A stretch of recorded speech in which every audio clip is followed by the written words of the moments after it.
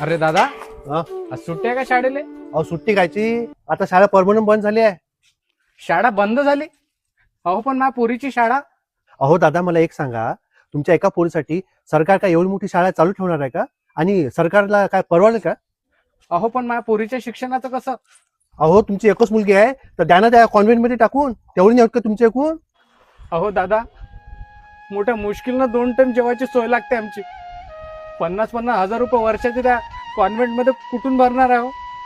आमच्या गरीबाच्या लेकराला एकच जिल्हा परिषद शाळा आधार आहे, ते तुम्ही बंद करून राहिले. किती वेळा बोललो राजू आम्ही, ह्या शाळेतून लेकरं काढू नका काढू नका, पण गावातले लोक ऐकतात काय? मोठेपणा वाटत होता त्यांना की आमचं लेकरू प्रायव्हेट शाळेत शिकते म्हणून. पण आता गावातली शाळा बंद पाडली ना. दादा, ज्याची परिस्थिती होती त्याने इथून काढून तिथं टाकले, पण आमच्या गरीबाच्या लेकराचं काय? आमचं तर शिक्षण बंदच होईल ना दादा, आता शाळा नाही तर. ही परिस्थिती आपल्या गावातच नाही दादा, प्रत्येक गावात झालेली आहे. आणि याला जिम्मेदार आपलं सरकारच नाही, तर आपल्या प्रत्येक गावातील आपला पालक वर्ग सुद्धा आहे. म्हणजे ज्याच्यापाशी पैसा आहे तोच शिकू शकणार आहे का? आमच्या गरीबाच्या लेकराचं काय?